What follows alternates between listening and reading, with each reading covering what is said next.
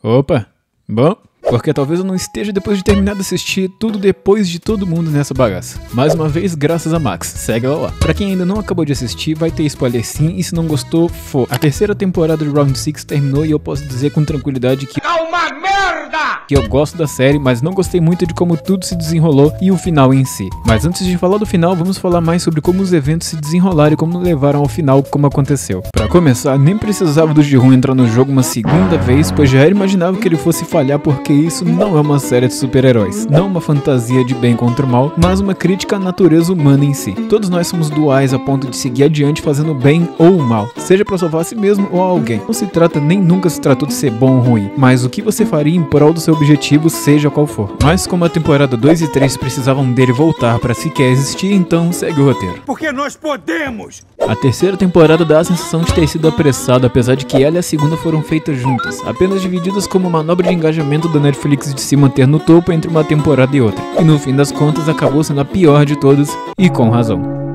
Em primeiro lugar, colocar todas aquelas cenas do policial investigando a ilha e principalmente o frontman irmão dele, Beiro Inútil. Porque aconteceu tudo aquilo da busca, do confronto com o pescador e ele retornar à ilha para chegar lá e adiantar um monte de porra nenhuma. Por quê? Porque nós podemos! Porque tudo simplesmente explode e ele não resolve o que foi para resolver. A jogadora 120 também pra mim foi uma pena não ter sequer chegado no final. Mas revoltado por ela, além de não ter chegado lá, também se foi de tal forma que não condiz em nada com a astúcia que a personagem tem, simplesmente ficando ali na beira da porta sem olhar pra trás, se expondo e expondo outras duas jogadoras fragilizadas ao constante perigo dos caçadores do time vermelho com facas afiadas querendo passar alguém, como se tivesse uma placa bem grande atrás dela escrito Fúria aqui.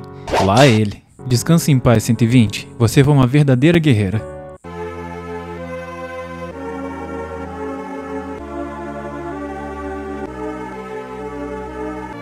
A jogadora 149 também enfrentou um dilema de salvar o filho ou salvar uma amiga com seu bebê recém-nascido. De início me fez reagir como se fosse um absurdo dela escalar ele pra jogar no Vasco, porque não é possível ver uma mãe escolhendo deixar vivo uma estranha que conheceu no jogo e preferir que o próprio filho fosse eliminado. Mas também nunca me importei com ele, mesmo não sentir falta da vida que segue. Menos a dele já acabou mesmo.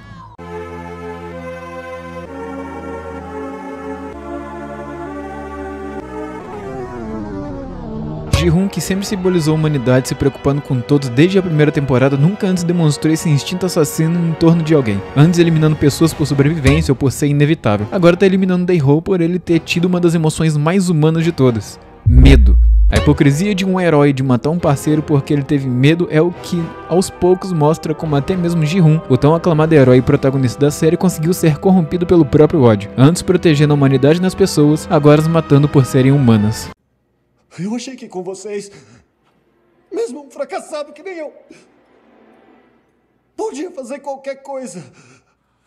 E esse foi o único personagem na série inteira que eu senti pena quando morreu. Mas ainda assim, nosso protagonista estava tão no fundo do poço mental e emocionalmente que ele não pôde evitar se não ceder pro lado maligno dele e fazer o que fez. Foi você!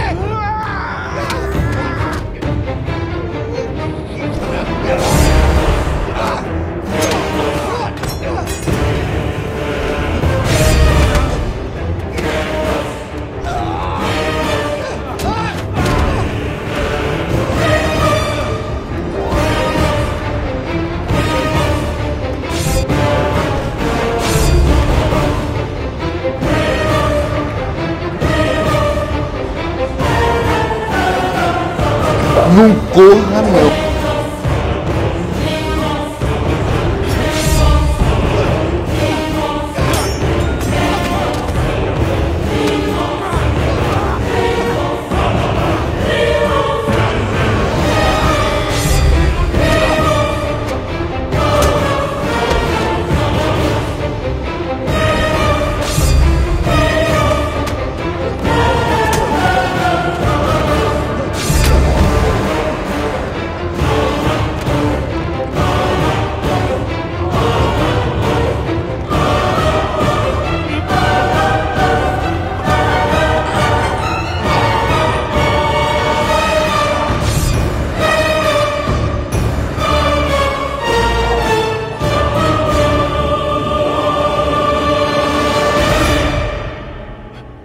Você também será lembrado, 388. Descanse em paz. Qualquer coisa.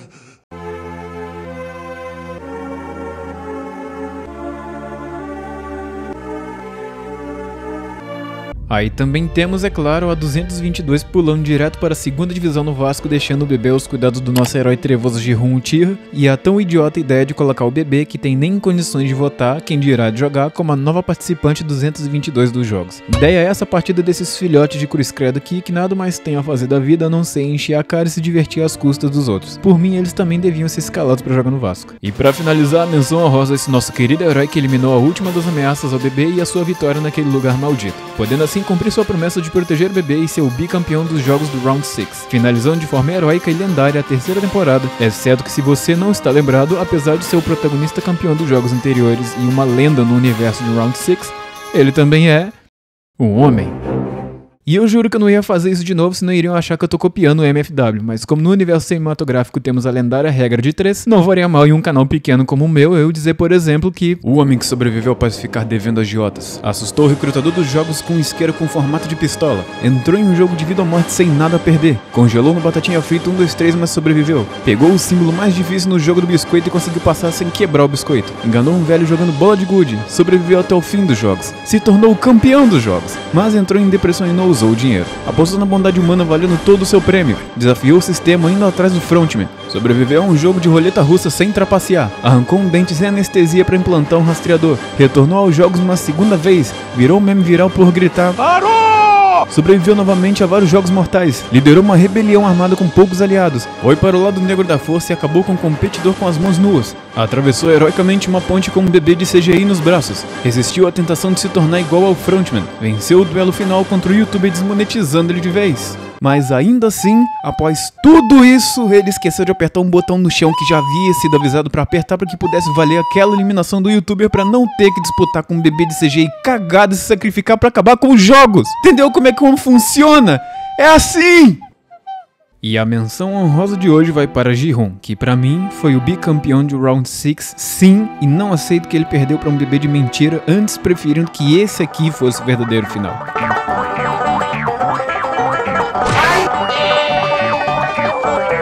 E pra finalizar, gostaria de deixar aqui a fala que marcou o final dessa série e aquela que define muito bem a mensagem que ela passa para todos nós.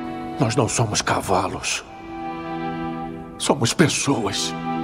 E pessoas pulam de lugares altos porque são radicais. Legal!